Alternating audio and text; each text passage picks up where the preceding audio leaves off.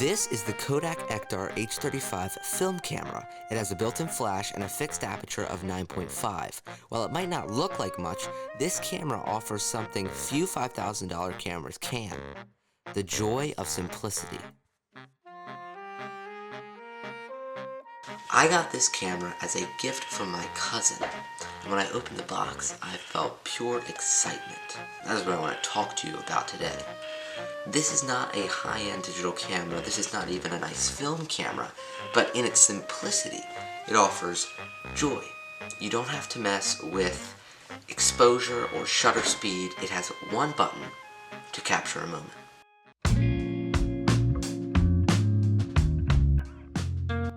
I love film photography. It is one of my many hobbies, and while I would not say I'm good at it and I'm not the person to talk to about it, I get so much excitement with every single shot I take. And having to wait to see if my pictures turn out instead of instant gratification brings me so much joy. There are so many different things in our lives that add complexity to them. Even the things we do for our enjoyment and for fun can add a level of complexity, and that complexity can add stress. Simplicity can replace that stress with joy. Well, hello. It has been a few months since I last was in front of you guys talking about this beautiful little camera. Stuff has happened. Yes, I broke my finger playing lacrosse, but to the camera, I have got to know this camera over a few months, really enjoy it. I put a lot of rolls through it, different types of film. I started with really cheap Kodak, what was this? Let me pull the box out here. Ultramax is what I first started with, 2 rolls of this, and then I went to London, which was amazing. Made me look like a good photographer. Just the scenery there is unbelievable. We'll get more into that later, but I took Portra 800, and in my opinion, the difference you see is well worth the money. I think it's double the price, but it's much better. Much more than 2 times better, in my opinion. But about the camera, I'm going to start flashing some pictures I got just around my area, just at the golf course and just driving around on the road. The warmth and the vintage look and the romantic look this camera gives is very hard to find in other cameras. And I do think, because you may be saying, well, you can get a really nice film camera that does the same thing, and I do agree.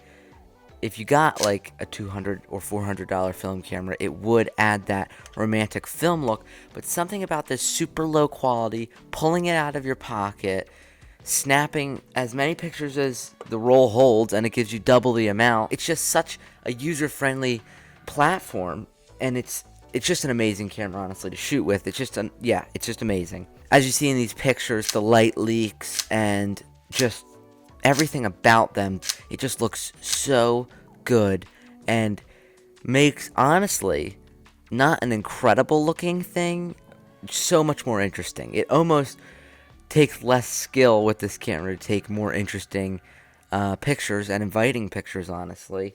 But since it is a half-frame camera, I've been taking these to Walmart to get them processed, which I know Walmart's not the best, so you could get better quality prints back.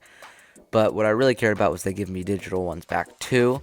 So the first batch, when I went to order, I hadn't shot with a half-frame camera, so I thought I might have to order double the amount of exposures. So I ordered 2 sets of 36, and it was fine. It came back, but I got 2 of every single picture. But they all came back on their own one piece of photo paper.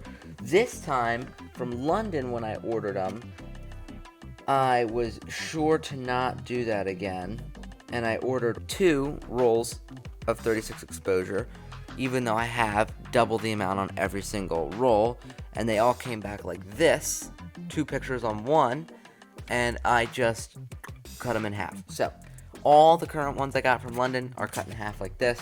I think it's fun. I do like full-size photo paper, but it's not really a draw. That's a Walmart thing, I guess. You can easily do double the exposures and get everything. Again, the pictures that I'm showing you on the screen right now from the golf course were just fabulous. I got a lot of fun pictures. I think this is an important time to say this before we get into the London pictures. The quality of where you're going makes a lot of your picture. Yes, the golf courses pictures I think are really cool, fun vibes. Even the ones where I'm just driving on the road and I just snap a picture as the car's moving and it's blurry. I think that's all cool and it has an interest in the film. It invites you in it. But I also think that when you are in a great scenery like London, you almost feel a little bit more free of just snap, snap, snap. Especially when you have a film camera, you feel more free to snap. And on this trip, I was trying to practice a little bit of street photography, and then obviously there was a bunch of big landscapes and all that sort of thing. But I think just the people, it felt like they're in character. There's 4 of my favorite pictures are these older people from they're English obviously, but they're just dressed like they're almost in character for the picture. So just stuff like that. And then obviously the architecture there is unbelievable. Everything there is unbelievable, really. So it makes the pictures that much better. And also the golf pictures were taken on Kodak Ultramax, and the London pictures were taken on Portra 800. So you can tell me if you see a difference there. Personally, I do notice a difference, just something about them. But I will say I made a very big mistake at London. So I know that you're not supposed to bring your film rolls through the scanners, the bag scanners in the airport. On the way there, I made sure to get them hand checked. Wasn't a big deal. On the way back, which is a lot harder on the way back going from London to the United States, I completely forgot, left them in my bag. So they turned out, I think they're fine. I don't notice much of a difference between the ones that were just the Kodak Ultramax that weren't through the thing and the other ones.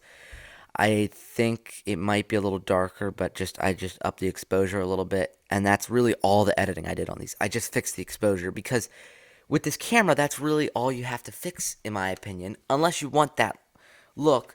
But it is hard to know the exposure, if it's overexposed, underexposed. So some of the night pictures are really dark. Some of the sun pictures are just washing out half of the picture. But I do kind of like that draw where you have to be a little more careful with that, but you can also fix it because you get the digital pictures back with it.